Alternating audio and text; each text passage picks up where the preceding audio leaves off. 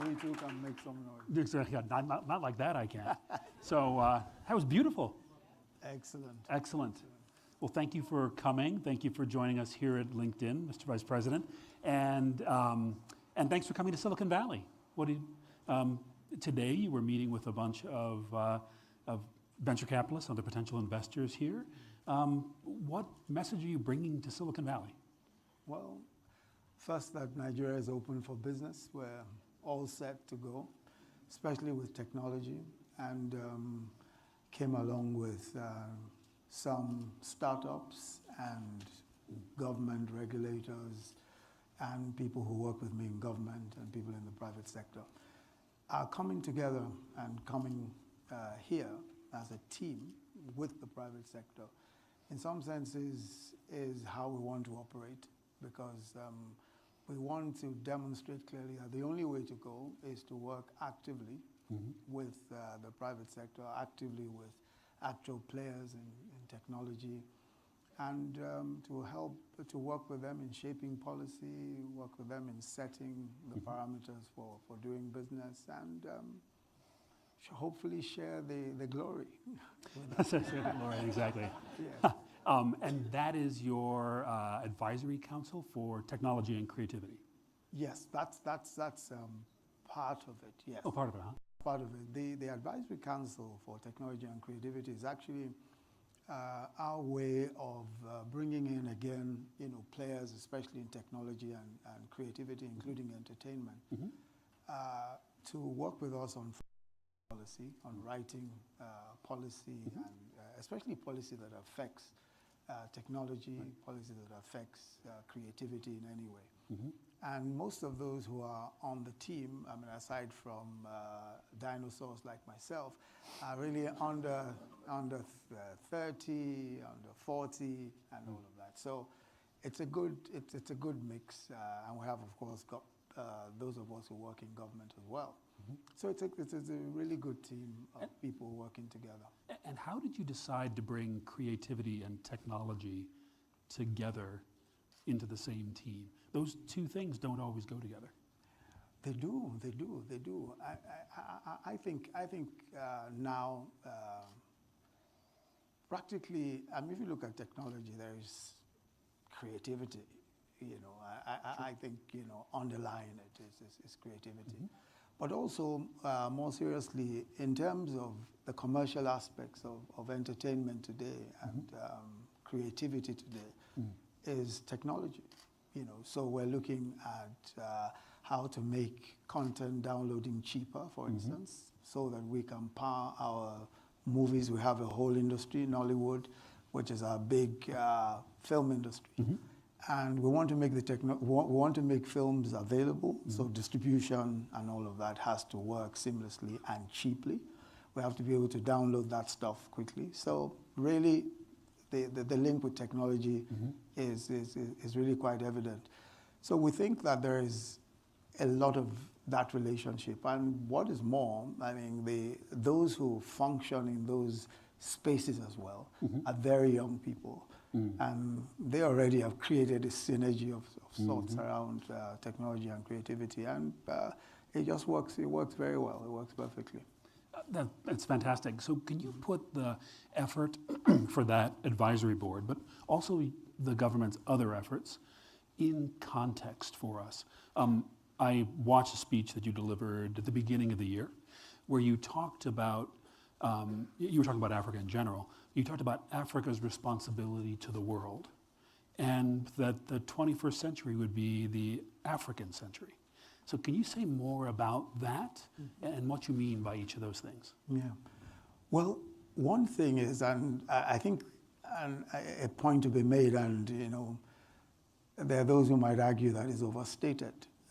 It is that whatever we make of Africa in the coming years is either going to be a massive plus for the world or a great disaster.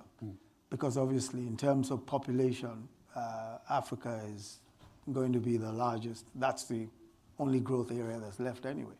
And we're going to be the largest population. Yes. We're going to be the largest population by far. You know, Nigeria, for instance, is going to be the third largest in terms of population in the world by 2050. So really, what we do with that population, and as they say, Africa is the youngest continent, you know. So what we do with that youth population, how we plan for that youth population, is going to make a tremendous impact on the world for good or for ill. So I think that really it's our responsibility. And when I say ours, I talk of leadership, political leadership, you know, leadership in commerce, leadership in technology, wherever. I think it's the duty of leadership to ensure that we get it right with the training of young people, especially relevant training, you know, of young people, so that they can take on that responsibility of leading the next millennium, of leading in this future that's here already. So I definitely want to return to the question of training young people, because it's incredibly important worldwide and certainly in Nigeria. I wanted to talk about one of the points you made in that speech, which was about economic development specifically. So you talked about a set of industries that you thought were poised to make a huge difference for the growth of the Nigerian, well, the African economy in general, but the Nigerian economy specifically. Can you talk more about what those industries are? Okay, many of them are technology related. And obviously that's where the growth opportunity will be. And it's going to affect practically everything. And I was looking at specific efforts here and there, all over Africa, where technology is disruptively expanding the scope of opportunities and commerce. And that's in payment systems, it's in agriculture, it's in education, it's in healthcare. And there is so much happening, and so many of these companies, these young companies, are doing all manner of incredible things. So I think that there's no doubt at all that no matter how we choose to slice it, these are the countries that are going to lead development in practically every aspect of commerce or business or industry. And we're seeing a lot of that in payment systems. We're seeing the way that banking is changing completely, you know, and in a few short years, we may not be able to recognize anything anymore, you know, and even agriculture. I mean, what's going on in agriculture today? Even funding of agriculture. We were talking, Alan, just back in the room about some of the small business, some of the technology-driven businesses that are doing interesting things in the funding of agriculture. We have a Farm Crowdy, a company called Farm Crowdy, which does basically crowdsourcing funding for agriculture. So you can be an investor in farms in Nigeria without necessarily ever going to any of those farms. So what they do is they just aggregate, you know, investments. So if you want, and you can invest for as little as $100, or I think it's about $200. And then you get your dividends. What they do is that they manage farms across Nigeria. So they actually go to those farms. They have technical people who will work as extension farmers, you know, and a lot of the work is technology driven. They actually, so just measuring soil types, ensure what the soil types are, what sort of fertilizer is required, what sort of input is required. So they manage those farms efficiently.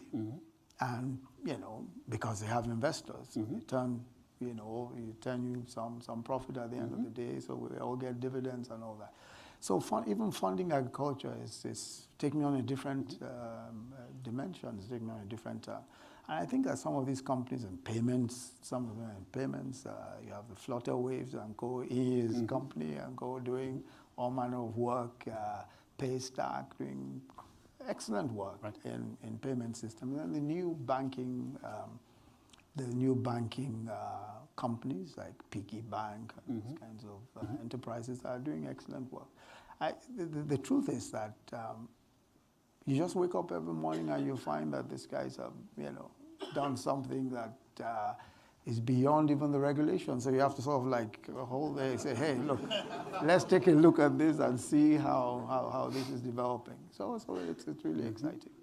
So what are some of the big problems in the world of agriculture in Nigeria where you think if you could turn 1,000 entrepreneurs loose, what kind of problems would you want them to solve? One is, well, funding is one. Funding, yep. Irrigation is okay. another, yeah. Already, with climate change and with all of those kinds of problems, we're getting desertification is really expanding, it's coming. So from the north down to the south, the Sahel is spreading, the Sahara, yep. The desert is spreading. Yep.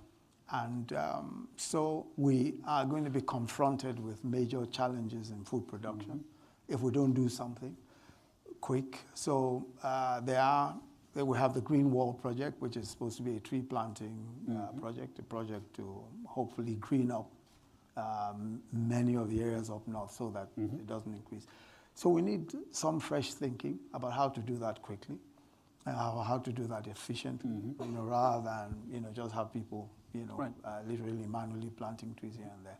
How can you draw the attention, once you've identified those problems, how do you draw the attention of an entrepreneur to come solve a particular problem? Because it seems like a huge opportunity, not just in Nigeria, but across Africa. Yeah. I mean, so much opportunity to become the breadbasket of the world. So it's a huge opportunity financially, or I would assume it would be. So how do you draw the attention of an entrepreneur to come say, yes, I want to solve that problem?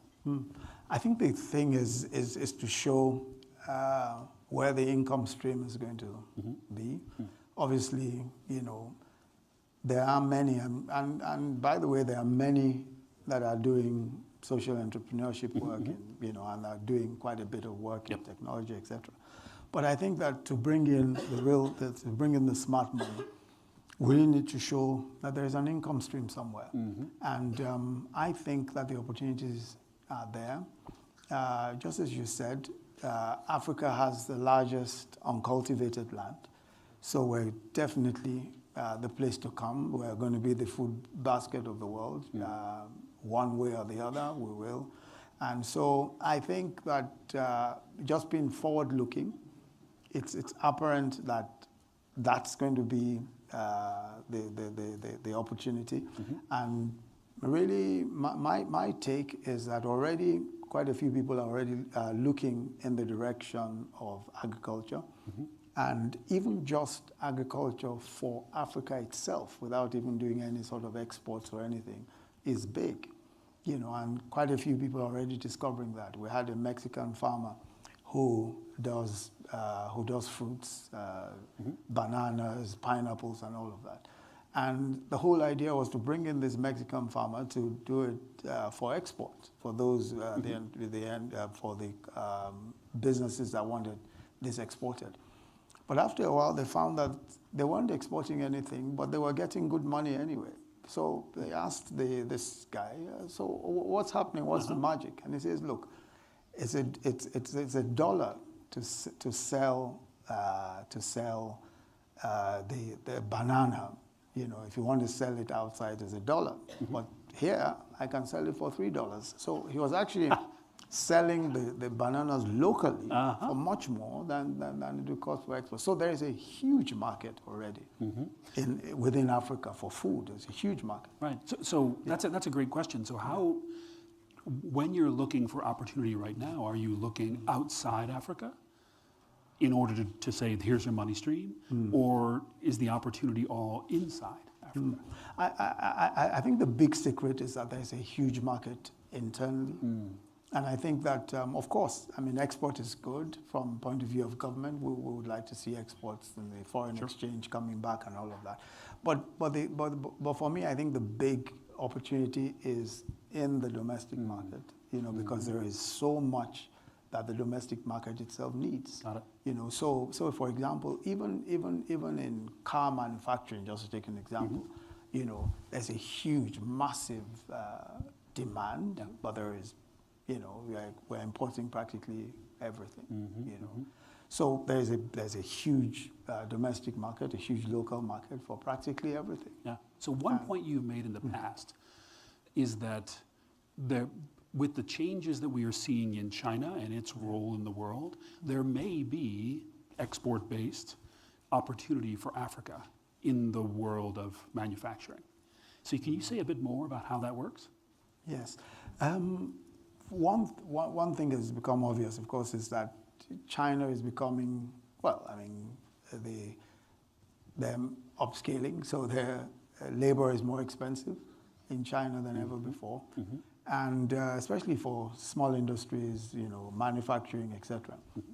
Now, the meaning of that, or the implication of that for us, is that we are a cheaper labor market. And so we find that we're able to attract, Chinese industries, manufacturing and all of that, to special economic zones and all of that, because they're going to find that it's just cheaper to manufacture from Nigeria and from other parts of Africa.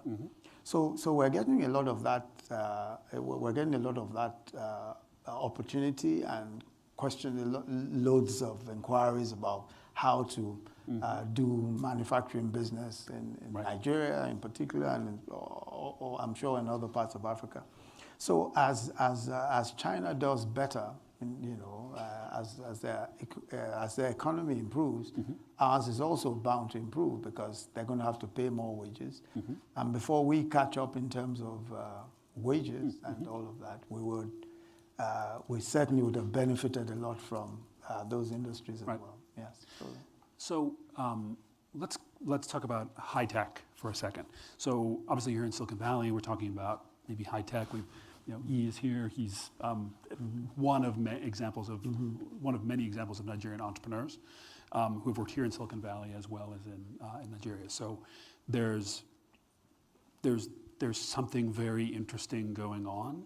How are you thinking about building the tech sector in Nigeria? What are the steps that you're taking now? I mean, obviously, in addition to this visit to Silicon Valley, what are the steps you're taking to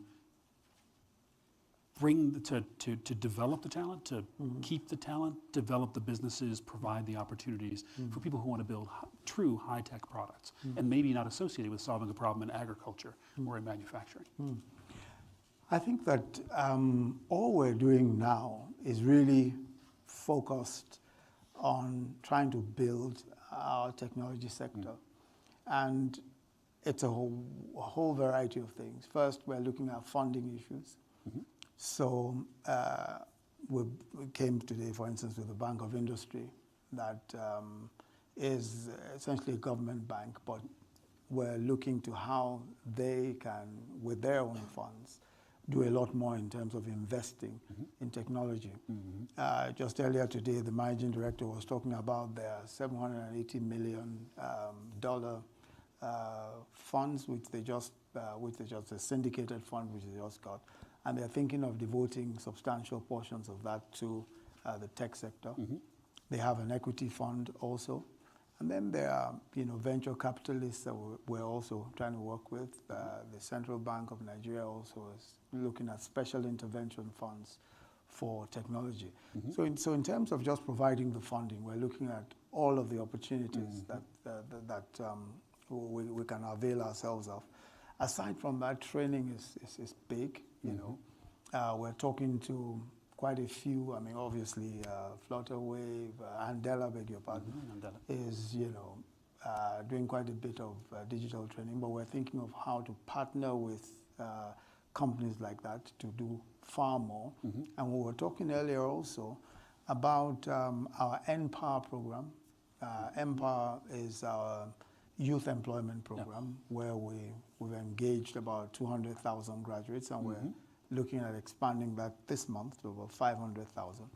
Each of them has a tablet, and the tablet has a lot of instructional material, training material on a wide variety of stuff, entrepreneurial training, code writing, all sorts of stuff.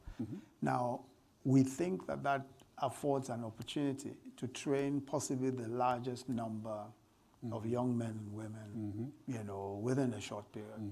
Now we're looking at all of the possibilities, like LinkedIn Learning, for example, might be one of the partners that we're looking for to, bring that all of that educational material for training these chaps. And because they're all over Nigeria now, and they're armed already with their tablets, they're ready to go.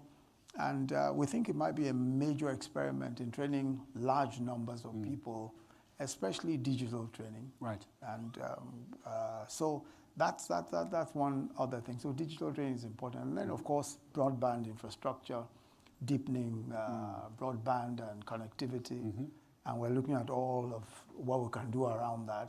Already, we've upscaled our regulations, we've updated our regulations to allow more activity around that. And we're working, as you know, Nigeria is a federation of states.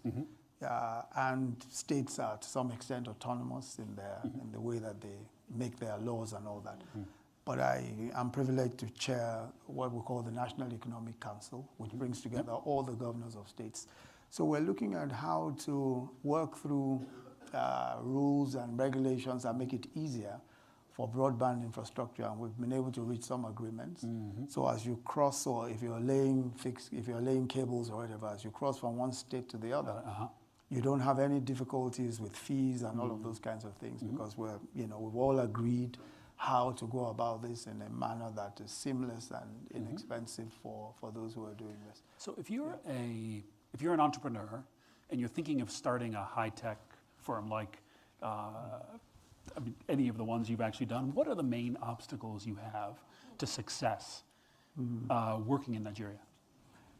Well, I'm sure that question will be better answered by these entrepreneurs themselves, but let me tell you the frequently let me tell you what the frequently asked questions, perhaps, or the frequently raised issues. One is around funding. One is around funding. I mean, there are, people would obviously want more funding. Another is around certainty of regulation, which is why we're, working together to try and resolve some of those issues and all that. And I think also training, getting the right skill set to work with, getting good, good people to work with and all that. I think those are some of the concerns, aside from infrastructure, broadband, power in some cases and all that. I think those are some of the questions that people tend to ask. And on the question of talent, so here at LinkedIn, so we're obviously a technology company operating here in Silicon Valley, and we operate worldwide. But here in Silicon Valley, the competition for technology talent is absolutely fierce. So those of you who work here, and none of you, so yes, exactly, it's terrible. So the amount of work you have to do, and the amount of care you have to put a lot of thought into how you attract talent and how you retain talent. This is one of the services that LinkedIn does. We actually try to help companies think this through and so forth. When you think about attracting or retaining technology entrepreneurial talent in Nigeria, like what are some of the things which would keep them at home instead of seeing them see a great opportunity to say here in Silicon Valley and come get it? I think the major issue, of course, is that talent will follow the money. So it's true. It's true. So we find that to be true here as well.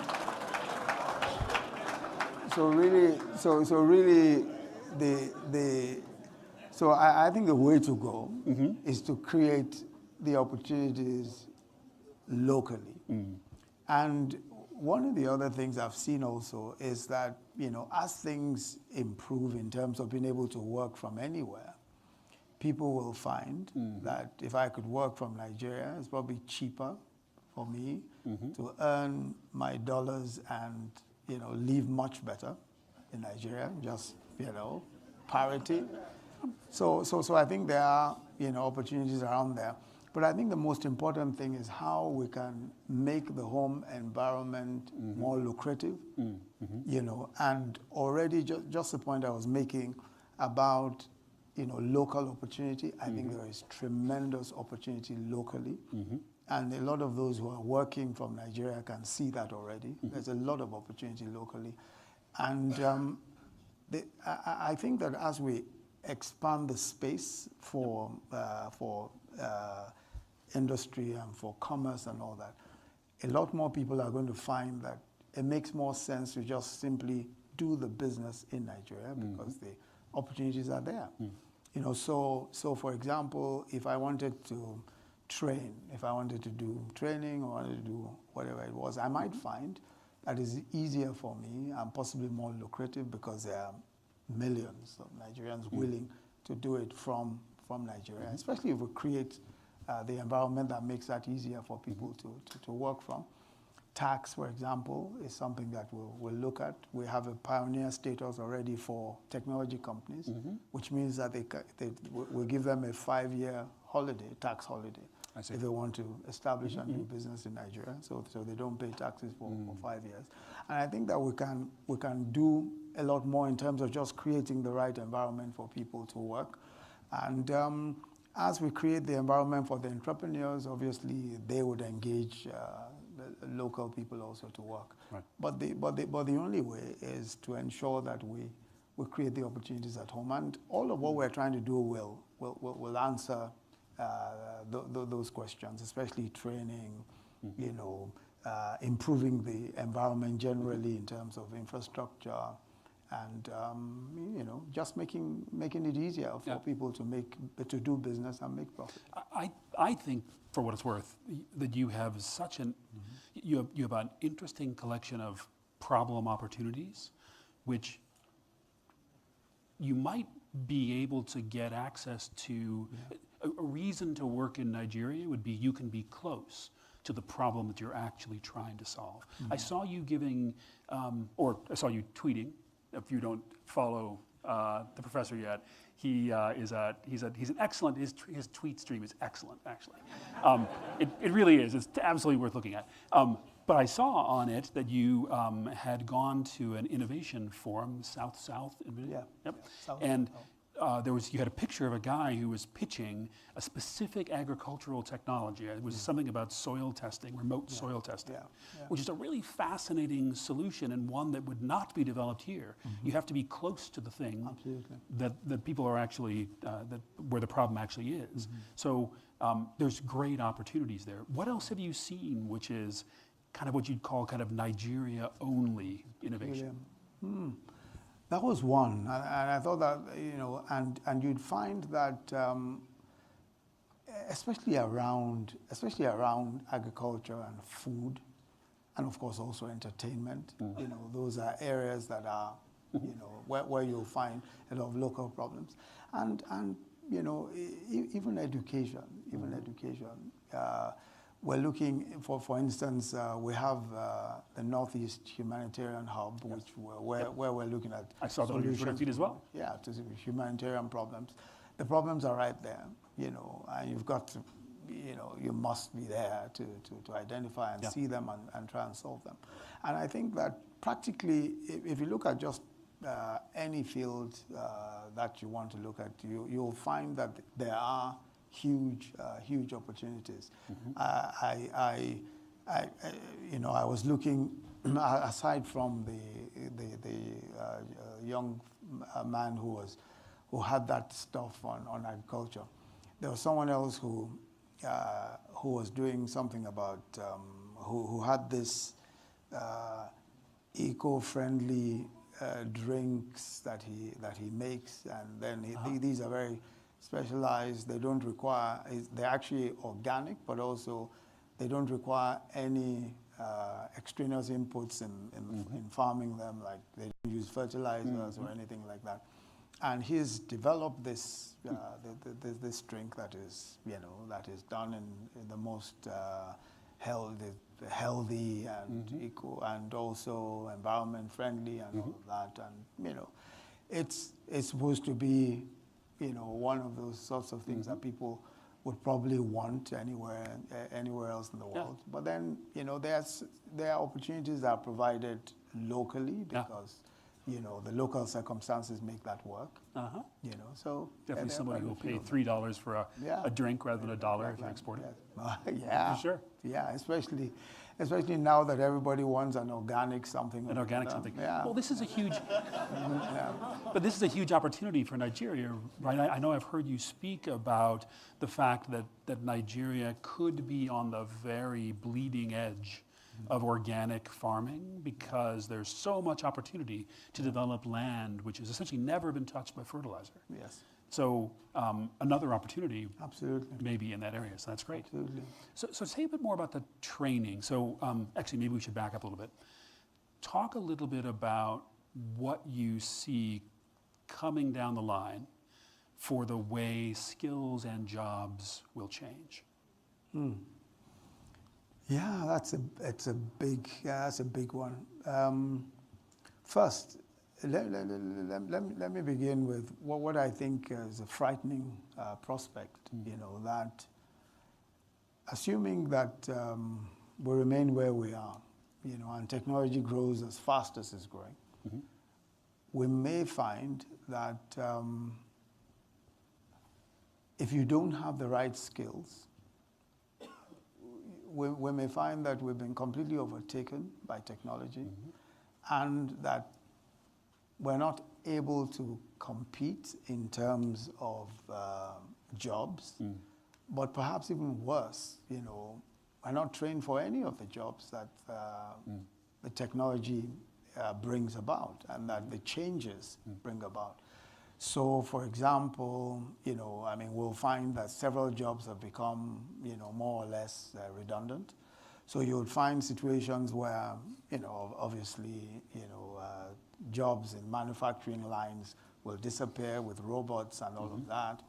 And there will be tremendous changes. I mean, look at what people are doing already in banking or payment systems. Fewer and fewer people are actually required, you know, so there are no face-to-face interactions anymore and all of that. And then there are so many other ways in which technology is very quickly erasing the kinds of jobs that are not, you know, that today provide a means of livelihood for some. So I think that where we're at is that if we don't do something about quickly training people, especially in digital skills, and especially in the skills that will match the sorts of jobs that we expect in the coming years, we might actually be facing a major problem. So really, the way to go is first to begin, and this is what we're trying to do now, to begin at the lowest possible levels, to teach young people, to teach children and young people the technologically relevant skills. And education in that respect is now what we really need to focus on. And just the point I was making earlier about how to educate large numbers of people. I mean, for us in Nigeria, for example, we're going to be the third largest population, as we said, in the world in 20 odd years or so. Now that means that we may not be able to build classrooms as quickly as our babies, as their children. So clearly we need we need to have, you know, we're going to need training, and teaching is going to be technology driven.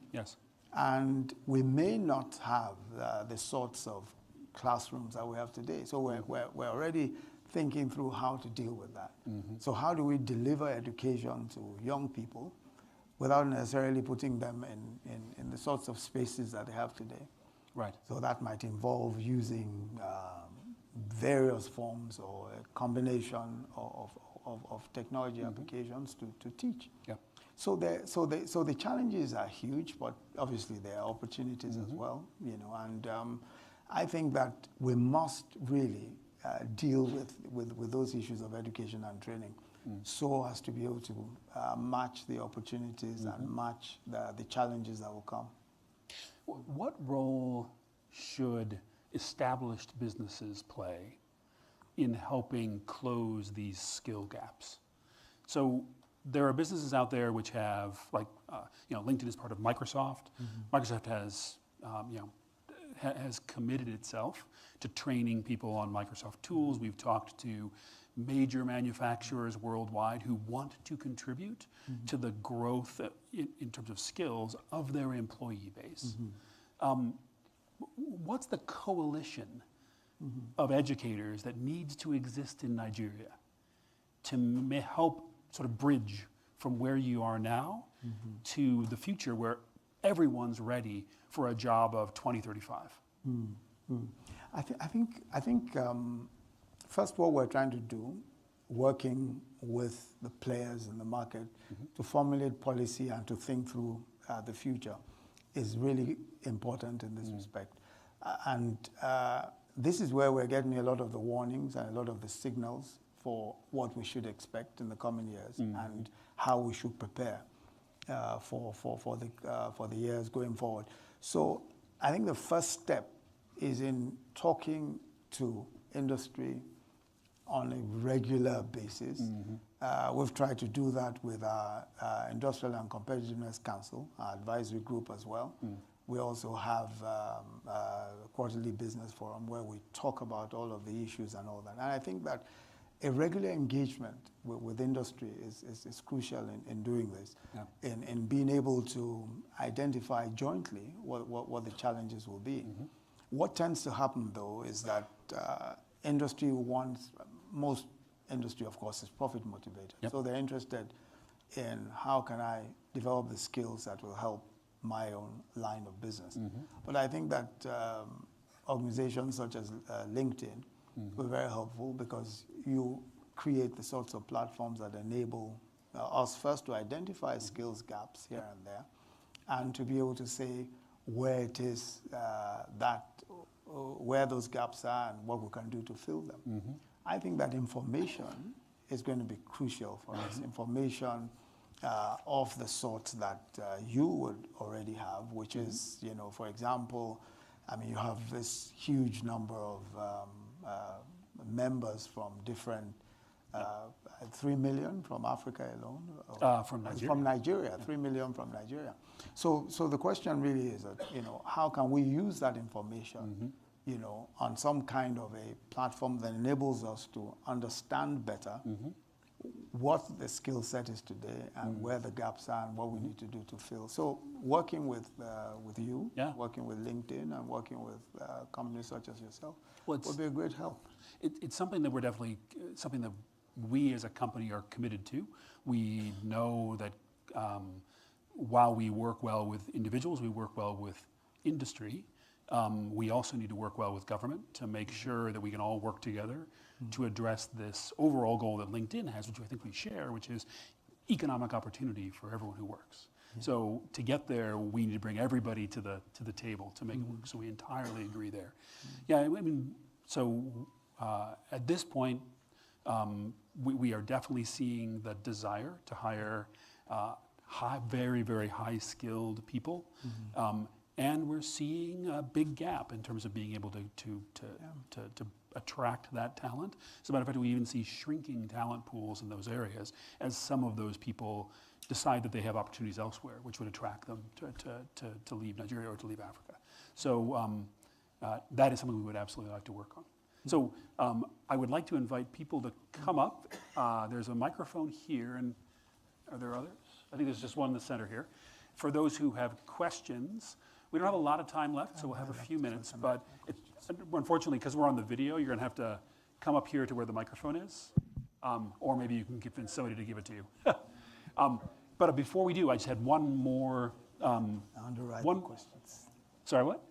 Well, I mean, I'll just write the question. Oh, great, sure, of course. That's okay. I had one, while people are lining up, I just had one more question for you, which was, so you have been and are a professor, you're a teacher, you're also a learner. And if you had to pick, what are two things you would like to hear more about while you're here in Silicon Valley from the entrepreneurs and the investors you're speaking to, things which you can begin to sort of dig in and maybe knowledge which is valuable for solving the problems that you're addressing every day? I think first, training, how to train large numbers of people. What are the best ideas for early education, as you know, Yep. so as to get young people, children ready for digital, the digital economy. That for me is possibly one of the biggest things I'd like to see. First, how do we, you know, what are the best out there for, what are the best methods out there? What are the best training applications or whatever it is out there that can be used for for children, especially very early education. So what can we do about that, and how can we do that on scale? How can we do that on really large scale? And then the second thing is, what are the ideas around poverty, you know, reducing poverty that you have? So, for example, we're looking at how to deploy microcredit to millions of people. How can we do that, especially where you don't already have financial inclusion? People who have no bank accounts, who have no, even identification. So all of those, how can we do that quickly? How can we upscale quickly? Then, of course, identity also. We're trying to complete our work on identity management and all of that. So how can we do those sorts of things quickly? Because here we're dealing with hundreds, we're dealing with millions of people. And so we you know, whatever can be done on scale, how can we do those? So you, my guess is that many of those problems aren't fully solved, but there are people who are here and all around the world who have parts of the answers. I'm sure they would be thrilled to talk to you about it. Good. So let's take a few questions. We've got. All right, we will take 3 questions at a time. Please, questions, not comments, and no long comments. So you go ahead. Okay. 3 at a time. 3 at a time. Hello. Hi, thank you very much, Alan and Your Excellency. My name is Tunde, and based on the theme of the presentation, in terms of like connecting the dots, what are the Vice President's thoughts in terms of connecting the dots between talent in Silicon Valley with incentives in Nigeria? So something like, are there incentives for the diaspora, folks who were born in Africa and stuff, to start companies back home? Your Excellency, I do have 2 questions, so please bear with me. My name is Kushimo. My first question is this. Now, we are trying to encourage people to invest, and we are seeing a lot of very good results, especially with the examples around farm crowdy that you provided. And I'm happy to also say that I'm a farmer, true farm crowdy. Now, the concern is some of the companies that are currently supporting these initiatives have had to pay settlements for lawsuits here in the US because of GMO products. My concern is, what are we doing to equip our laboratories? Think about FIRO, think about NAFDAC, anything out there to make sure that even when we get these investments, they remain ethical. Who is there? Who is the smart laboratory scientist that checks the seeds, that checks the fertilizers, that checks everything that comes in? In all the euphoria of investment, what's our mechanism in place to prevent us getting sick and all of that? So that's number 1. Number 2 is the... No, I said I had to, I'm sorry. So number 2 is this. So Your Excellency, sir, now investment is a 2-pronged approach. Now, you've done a very great thing here by coming, and I'm very happy seeing people showing interest. But on the other side of the spectrum, we have ordinary people walking the streets of Lagos with their laptops in their bags, trying to figure out how to learn something new on their own initiative. So power goes out of their house, they go to a friend's house, they try to use a generator. But on the way to get there, they get stopped by the special anti-robbery squad, and they're bundled straight to a cell. So my question, sir, is what can you do to help the ordinary people on the streets who are just hustling, who just want to learn, who are going everywhere, pinging people online. You'll be surprised, My Excellency. Your Excellency, sorry. You'll be surprised. You'll be surprised at the level of effort that people have taken in Nigeria. I'm impressed. I was in Nigeria in May, June for a month. I was impressed. Yeah. We got it. We got it. All right. There wasn't.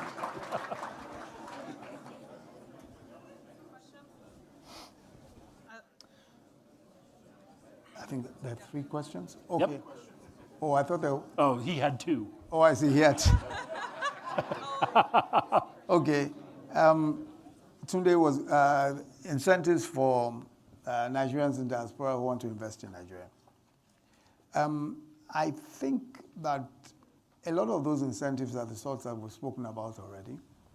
For example, if you're interested in investing in Nigeria, we have pioneer status for investors, which is a 5-year tax holiday. We also have, for investors, we have local funding opportunities, which are easier to access if you can show, I mean, especially if you're coming into, and you can show that you've done something here or you've done something elsewhere that's been successful. So obviously it's easier to access those funds. Bank of Industry will be willing to do something for you. So really the opportunities are, the incentives are the sorts of incentives that we're trying to promote. We offer these incentives for all of those who want to invest in Nigeria. There are no particular incentives for Nigerians in diaspora. And if you can think of any that we could introduce, I'll be happy to listen. But these are the incentives that we offer for those who want to come and invest in Nigeria, local, especially foreign investors, and we offer the same to you. So Kushima wanted to know about ethics in food production and all of that. Well, let me say that we're certainly not in any way ahead of the curve in those terms. And we may not be able to make the sorts of advancements that have been made, especially in discovering whether there are some problems around the food production. But one thing for certain is that the Ministry of Agriculture and several of the private agencies that work around food production are concerned about this, FIRO and all of those. And of course, if you are going to sell food, you know, NAFDAC license and all of those are required. NAFDAC registration is required. But again, this is an area where a lot more work obviously has to be done. And if people are being sued in America and in other places for those kinds of violations, obviously it means that it's a problem, and it was one that it's not just a Nigerian sort of problem. It's a problem all over the place.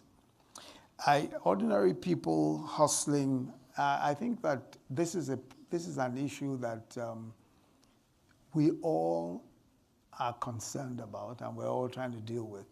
And I was just talking about the 500,000 young Nigerians that we're engaging now. We have 200,000 under what we call the Empower program, and we're taking another 300,000. So we're going to have 500,000. Each of them is given a tablet. And the whole idea is that, and this is the largest scheme of its type anywhere in Africa, is certainly the largest in Africa. I dare say it might be one of the largest in the world, where you're actually directly, this is government directly, employing to teach, employing to train, and paying to train. So some of them are volunteers. They will be volunteers as teachers, some as extension workers, some as public health workers, and all of that. But the most important thing is that while they're engaged, we're training also. So on their tablets, they have a wide variety of training material, digital training skills, entrepreneurial training skills, and all that. And you know, just as I've been talking to Alan about, we're looking at all the possibilities, you know, for bringing instructional material, useful material that can be used to train these young people. Now, the issue of continually providing job opportunities is, in my view, you can never really quite complete that. It's ongoing, it's every day. The important thing that you need to bear in mind is that our government is completely committed to it, and we've shown that by the scheme that we're running, trying to bring in as many people on board as possible, as many young people on board as possible. And then the opportunities we're trying to create around technology. The hubs that we're creating across the country, several hubs across the country. At the moment, there are 23 active hubs, but government itself is doing about 9 hubs, technology hubs. And then we're doing a lot of work with students, in technology also. We think that in a country like Nigeria, where there's so much entrepreneurial energy, what to do is to train, give people the right types of training, especially entrepreneurial type training, and hopefully they'll be able to find opportunities also and engage other people and employ other people. So we're working very actively in all of the different ways. And you're never, the whole idea of young people hustling and struggling to get stuff done is something that, obviously concerns us all and concerns me. But I think that the best way of dealing with that is recognizing that we've got to work together, and this is why we're working with the private sector, we're working with civil society, we're working with everyone to look at how best to create the opportunities that will make a difference in the lives of people. Even giving credit. I mean, for example, one of the things we're doing now is that we're looking at how to give credit, microcredit to people, young people, who are doing business, young people who are trading. And we're looking at about 2 million, what we call mini credit, trader money, to give to traders, young traders, people who are doing trading all over the place. So there are a variety. It's a diversity, as you say, of action that we're taking to address the problem. But the problem of youth unemployment is a major one, and I think that's one of the biggest issues that we have to deal with in the coming years, and we're doing our best to actively engage all of the issues around youth unemployment. Yep. All right. Hello, thank you, Alan and His Excellency, for this wonderful conversation. It's such a privilege to stand here before you and address you directly. My question is, what actions is the government currently taking to empower the next generation of leaders in Nigeria to tackle issues such as deregulation, corruption, the destabilization of infrastructure, in a way that we can then, from that place, build a new Nigeria, a more united Nigeria? All right, we've got time. I didn't get the last bit. Issues around corruption, governance, and all of that, but I didn't get the last bit of that. Thanks, Your Excellency and Mr. Allen. I have a question. No. Can you ask your question again? I didn't get the last bit of your question. Oh, my last bit of the question. Yeah. And so issues of corruption, destabilization of infrastructure, as well as deregulation, what are we doing to empower the next generation of leaders, civic, entrepreneurial, et cetera, political, across the board spectrum, those here in America, Nigeria, other places abroad, so that we can build a stronger Nigeria? Okay. We've got time for one more question, and then we're gonna wrap it up. So I'll try to make it a good one. All right, so Your Excellency, it's been known that data is the new oil. So I want to know what your government is doing to both acquire data and also protect data for our people, because currently a lot of data for Nigerians is collected by foreign investors and partners, and we have no control over that, and there's no way to also provide our information to burgeoning entrepreneurs. So I want to know what you're doing to kind of get in the forefront of that and get that data for us. You take those two. So one more. Oh. That was the last question. So we've got two, and we're gonna wrap it up. You guys can go ahead and answer those two questions. Thank you very much. Well, actions to empower young people. I think that as government, what we are doing is to encourage all of the civil society groups that are interested in issues of governance to function in such a way that they can, help in developing the ideas around how to deal with issues of corruption. For example, I've been involved with an organization called Integrity since 1994. As a matter of fact, I co-founded Integrity, which is an anti-corruption organization. And Integrity has become also Convention on Business Integrity, which seeks to look at how businesses can subscribe to pacts, to integrity pacts, or integrity agreements, or treaties, if you like, and all of that, and how we can work with the stock exchange to deal with issues of integrity in business and all that. So I think that a lot of work has to be done by civil society, and I think a lot of work is being done by civil society, and also government holding itself out to be accountable to its citizens, which is one of the major issues that we have to deal with on a regular basis now, where we find that very frequently questions are asked around, especially freedom of information issues, questions are asked around why is government doing this and why is government doing that. And I think that we have worked hard to being able to provide the answers and being able to engage at whatever forum. And I think that more than ever before, we're actually out there, with young people, with people who want to ask the questions, and we're seeking to answer their questions, and we're not answering questions through proxies. We're answering the questions ourselves. So I think that kind of openness is helpful in not just identifying what the problems are, but also in finding solutions. And that's the same with everything else. By deregulation, I assume that you mean deregulation of our markets and, perhaps deregulation in terms of how to ensure that regulators or regulations don't stifle business. I assume that that's what you're talking about. Well, you know that there are arguments back and forth about that. There are those who will say that what we need now is a bit, we need some regulation.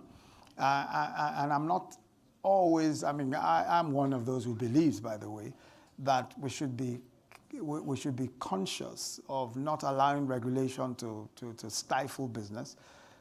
And this is what we've sought to do, especially with technology and all of that. We're trying to see how it is that we can work with regulators to make sure that that doesn't happen. So the regulator becomes more a facilitator than an obstacle to business.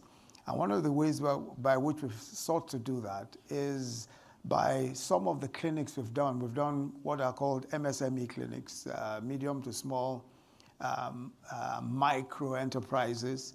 And we take our regulators around the country to look at and so we bring them in touch with the businesses, with the small businesses, so they're able to talk to the businesses and ask the questions around, what the regulations are, how this can be improved, and we find that that has opened up the space considerably. So we find that the regulators themselves are finding that, look, the problems of these individuals are X, Y, and Z, and this is how we can solve them. So we're actually, and I've gone around the country. I think we've gone around the 6 zones, the 6 geopolitical zones now, taking MSMEs and regulators, bringing them together, and then establishing one-stop shops where in different zones. So you have NAFDAC, for example, CAC, that's the Corporate Affairs Commission, SON, the Standards Organization, BOI, working out of one office in the different zones, so people can actually come and work seek whatever regulatory advice they required, or whatever regulatory assistance they require. So one of the critical things I think for us is even being able to understand what those regulations are and being able to talk to to those who regulate, so that there's a bit more interaction. I think that people don't even mind so much regulations as long as it doesn't get in the way, and it's efficient, and things can be done quickly. So pre-investment approvals are quick, registrations are quick, and all of that. I think that if we're able to do that, we might be able to help with many of the problems that businesses experience or individuals experience in their interaction with government and with businesses. Yep. Did you have a quick way of addressing the final question? Oh, data, yes. The data, now that's something we're working on right now.